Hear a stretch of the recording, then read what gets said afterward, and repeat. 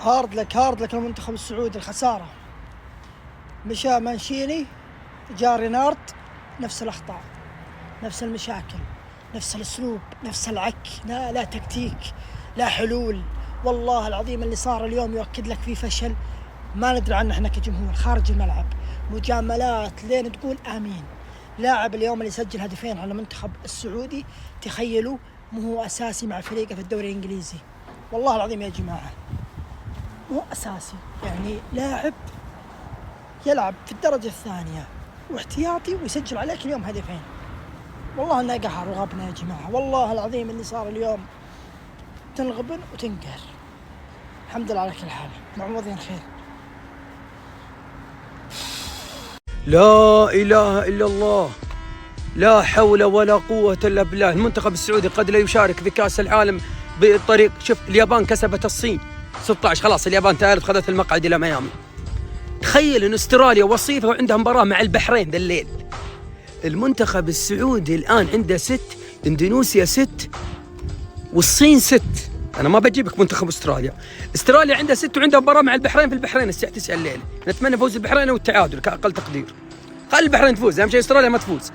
يا جماعة المنتخب السعودي قد يودع رسميا كأس العالم، لن يشارك حتى عن طريق الملحق. ممكن يروح الملحق لكن ما تضمن الملحق، عندك العراق، أردن، إمارات، قطر. بهذا المستوى والله ما تروح بعيد.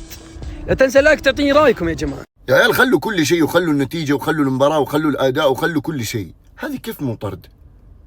هذه طرد وكف وإيقاف 6 شهور وما يمارس كرة القدم مدى الحياة. إيه أنت عندك الطرد لازم إنه راس الرجال يطيح، يصير جسم من غير راس ولا إيه؟ والله يا عيال حكم المباراة اليوم كان غريب في أكثر من لقطة، مو بس دي. نجي للقطة الهدف الأول. الآن اللاعب ذا اللي طلعت منه الكورة عند المنطقة 3 حوله 3 لاعبين، تنبكتو وفيصل وكنو. وفجأة كنو قرر يطلع من اللعبة كاملة وقرر يتمشى في الملعب في كل أو في أغلب لقطات المباراة كان يتمشى اليوم، وفيصل قرر إنه هو يعطي ظهره للاعب. ليش؟ ما أعرف.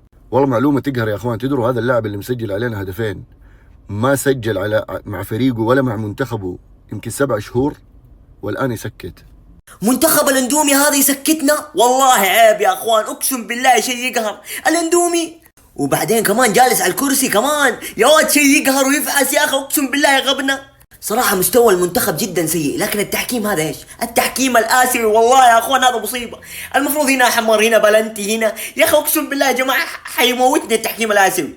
بعدين شوف كأنه هنا يتفرج على مهاجم اندونيسيا، يتفرج عليه عادي ولا يتدخل ولا شيء، بارد. تخيل معي عزيزي المشاهد انه هداف المنتخب مين؟ حسن كادش. هذا مصيبة كبرى عزيزي المشاهد. عيب والله العظيم، عيب يوم تكون لابس تيشيرت المنتخب وتتمشى كذا. ايش اللي ناقصك؟ ايش اللي ما قدمناه لك يا كنو عشان تهزها شوي؟ تهزها وتلحق الكورة وتضغط. مترين بس ركضتها من بداية الهجمة، بعدين خلاص احنا اللي اعطيناك ما يكفي انك تكمل. يا رجل عيب عليك، يا رجل احترم اللي تلابسه يا اخي. بالاجواء الزينه المنتخب السعودي ضيق اسطورنا. اقسم بالله انه عيب ومهزله اللي قاعد يصير في المنتخب السعودي من لاعبين ومدرب. السبب الاول لعيبه، بعض اللعيبه والله انه حرام يلعب في دوري روشن. كيف يمثل المنتخب السعودي؟ لا مبالاه، استهتار، كأنه جايب كاس عالم. يا أخي هذا اسمه منتخب الوطن، المفروض كل اللعيبة يلعبون من أجل الشعار. منتخب اندونيسيا يكسبك 2-0 وباقي 6-7 دقائق، حتى لو كانوا مجنسين. أنت لعيبة المنتخب السعودي تلعبون في أقوى دوري في الشرق الأوسط ومن لعيبة عالميين كبار. مستوى سيء. محمد كنو لا مبالاة، فيصل الغامدي وش هذا يا فيصل؟ والله كانهم لعيبة حواري ولا عمرهم لعبوا في دوري محترف. خسارة مستحقة، مستوى يفشل، مستوى يسود الوجه، مستوى كارثي وأسوأ من الكارثي، كارثي حتى حرام أقول كارثي، مستوى يسود الوجه. هذه قهوة الإندونيسية، مبروك المنتخب إندونيسيا. هذه قهوة الإندونيسية، ترى صدق مو بزحف، هذا بن إندونيسي. مبروك الإندونيسيا، تستحقون فوز جميل جدا. أحسن الرجال لعبوا في الملعب صح، لعبوا في الملعب حاسوك تكتيكيا. لعبوا في حسبتك تكتيكيا من إلى، ما عندك أي حلول. هجوميا بارد، اللاعب يتمشى في الملعب يسحب رجوله. ايش اللي قاعد يصير؟ بالله هذا مستوى؟ بالله أسألكم بالله أنتم لعيبة المنتخب، أتمنى المقطع يوصلكم. هذا مستوى؟ أنت تفكر بالجمهور اللي قاعد يناظرك، اللي عنده السكر، اللي عنده الضغط، اللي انفقع القولون عنده، اللي انفجرت الأمعاء عنده. قدروا أقسم بالله قدروا. العبوا، حسونا انكم تلعبون، حتى لو خسرتوا اليوم حسسني انك موجود في الملعب. خلونا شوي يا جماعة من التحكيم السيء اليوم اللي كلنا شايفينه. أنا بس عندي سؤال، بس لاعبين المنتخب سؤال بسيط، إيش عذرك لما يكونون جايبين لك لاعبين من الخارج أجانب علشان تتطور ويختلطون معك في الدوري، وأرسلنا بعضكم للخارج احتراف خارجي، سيارات، دلع، رفاهية، رحلات على أفخم الرحلات، سكن أفضل سكن، معسكر أفضل معسكر، مدرب شالوه جابوا لك غيره مدرب. إيش تبغى أنت؟ إيش تبغى أكثر عشان تصير محترف؟ يا رجل اللي قاعدين نشوفه هذا اليوم ما هو بكرة قدم. أتكلم عن مين ولا خلي مين؟ تمتلك بيوت، تمتلك سيارات، تمتلك رواتب عظيمة ما يستلمها أي لاعب، وفي النهاية تتمشى كذا. بعيدا عن اللي يتمشى قبل شوية يا جماعة الخير، وبعيدا عن سوء لاعبيننا، ولكن اللي قاعد يصير في المنتخب السعودي من تحكيم أقسم بالله يقهر. يعني مهما قدم المنتخب من مستوى ما راح يفوز التحكيم زي كذا. الانتيين للمنتخب السعودي واضحة وصريحة، ما انحسب منها ولا شيء. زائدا طرد على لاعب اندونيسيا ولا انطرد، رغم انه رجع للفار. يمين بالله اخذ بصمات وجهه، علم على وجهه، وفي النهاية ما انطرد.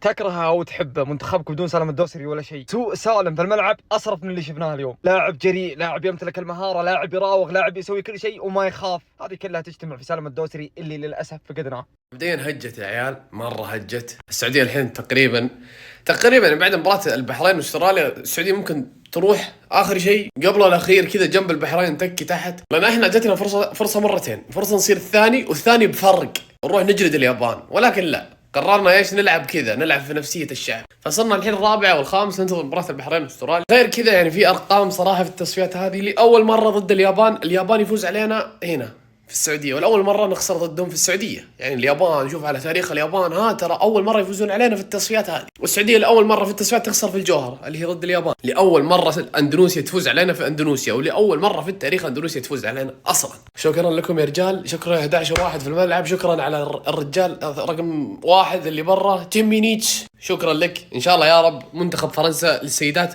كرة الشاطئ يكلمك.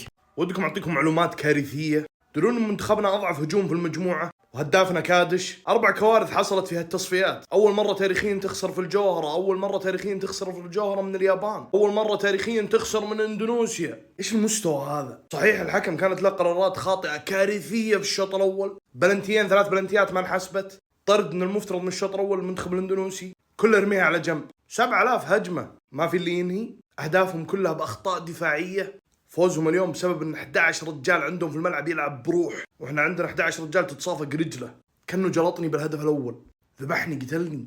تخيل هذه اللقطة الحكم ما حسب عليها لا طرد ولا كرت احمر على اللاعب اللي تدخل على القحطاني بهذا الشكل. اليوم التحكيم الصراحة بغض النظر عن اداء المنتخب، اليوم التحكيم كان ضد المنتخب. انا بكمل المباراة بكامل حالتي الذهنية وبافضل مستوى مني، وارضية الملعب سيئة، ارضية الملعب كارثية، على ذلك التحكيم ضدي ما اعطاني حقي. هيك عن عامل الجمهور الاندونيسي وتأثيره اليوم في الملعب. اليوم في المنتخب السعودي الصراحة كان في لاعبين سيئين وكان في لاعبين جيدين، ولكن رينارد اليوم ما توفق في اختياراته، وتأخر كثير في قراراته على مستوى التبديلات. تحتاج بعض التبديلات حتى توسع عرض الملعب، حتى تستفيد من المساحات المتروكة، انهم يلعبون بدفاع متقدم وضغط عالي، لكن هذا ما حصل الا في وقت متاخر. وبكل صراحة اداء المنتخب فرق كثير بعد دخول مصعب الجوير وعبد الله الرديف وطان الغنام والسرعات على الطرف اليمين. التأهل ما هو مستحيل ولا هو صعب، امامنا الفرصة.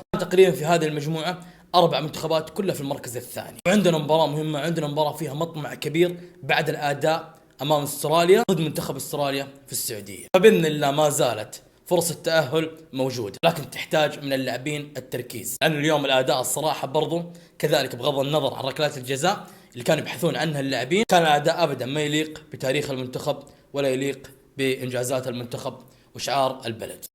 سامحنا يا كبير، وضعنا اللوم عليك. سامحنا يا كبير، كنا مفكرين انت سبب تراجع منتخب السعودي. حتى انت لا نضع اللوم عليك، عارفينك وعارفين انه السبب هو المشروع باكمله وليس المدربين. انت نبصم لك بصمة للتاريخ بفوزك على منتخب الارجنتين، ومن بعدها لا تفوز في اي مباراة. منتخب اندونيسيا بصعب على منتخب السعودي المشوار، ولكن هل تعلم منتخب اندونيسيا لاول مرة في تاريخه بيفوز على منتخب السعودية؟ وأيضا هل تعلم منتخب إندونيسيا في المجموعة لا يفوز إلا على منتخب السعودية؟ يعني لعب 6 مباريات ما فاز إلا على منتخب السعودي. بعد نهاية مباراة منتخب السعودية ومنتخب إندونيسيا أصبح الترتيب بهيدا الشكل، فاضل مباراة السادسة وهي أمام بحرين وأستراليا. لو فاز منتخب أستراليا حيبيعد نوعا ما، وأيضا لو فاز البحرين حيشعل المجموعة وحيحتل المركز الثاني برصيد 8 نقاط. فهارد لك يا منتخب السعودي، وإن شاء الله القادم أفضل،